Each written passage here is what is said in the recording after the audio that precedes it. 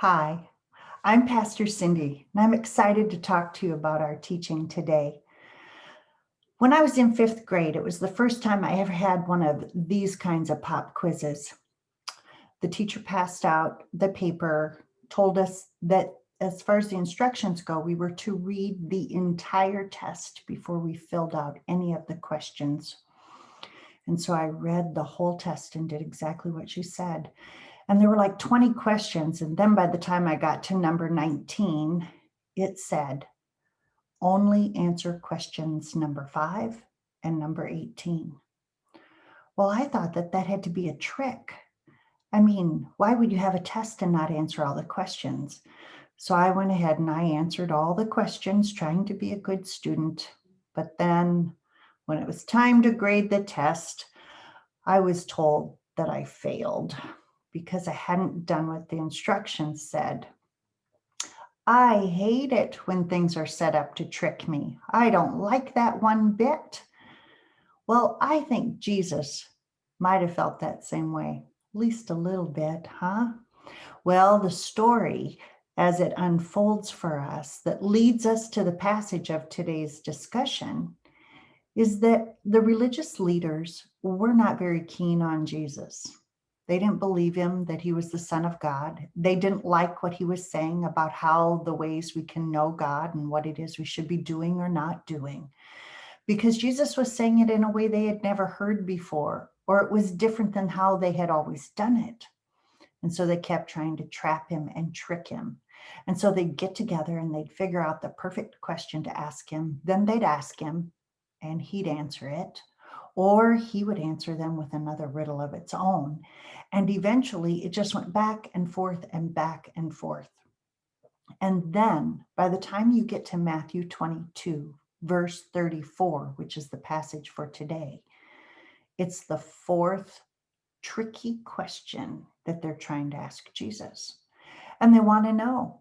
So this is what they do. They get together in a huddle, whisper together, figure out the perfect question to ask.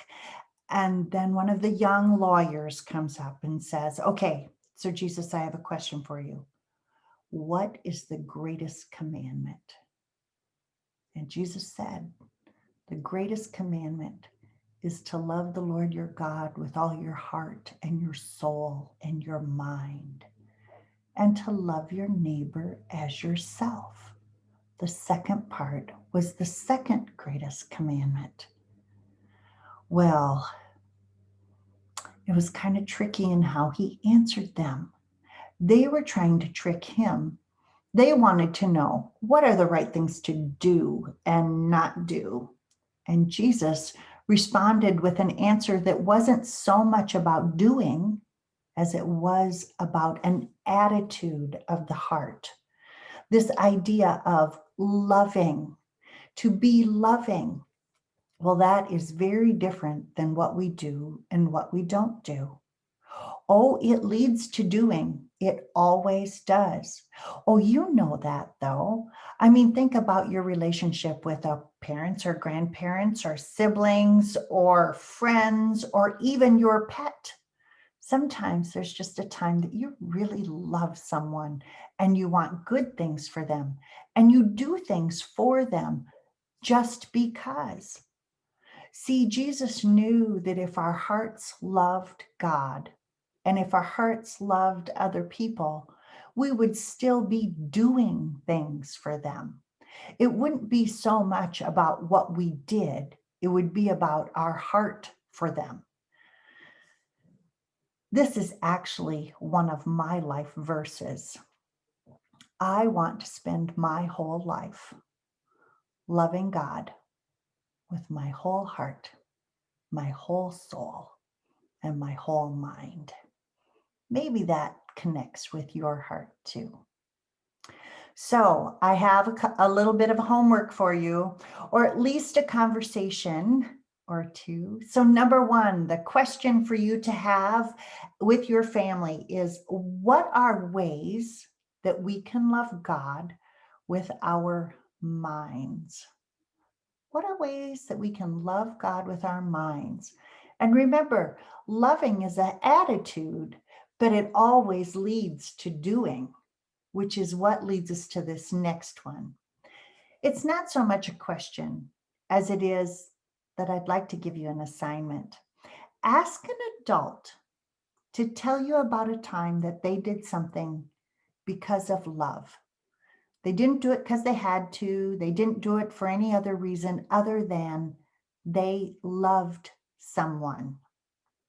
And then the third thing I want to ask you to do is to make an acrostic with the word love. An acrostic is where you use all 4 letters, LOVE, and you assign a different word to each one.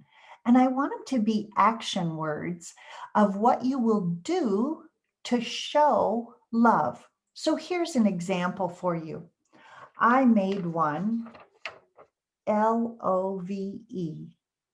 L, these are just mine. Yours will look different, but I thought about listen, to listen to a friend when they've had a hard day.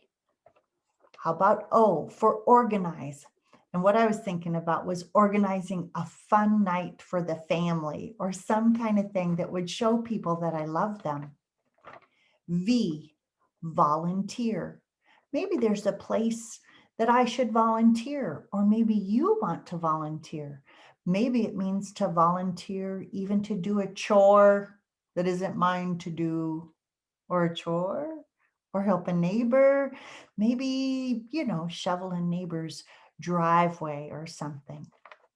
And I did E for email, to email someone and let them know how much I appreciate them, just as a way of showing them that I love them.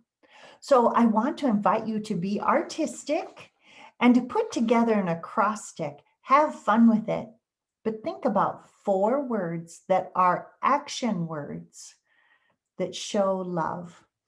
Because see, part of the way that Jesus was tricky when he was talking to those religious leaders was that he knew that when you love God and you love others, you end up doing certain things. Amen.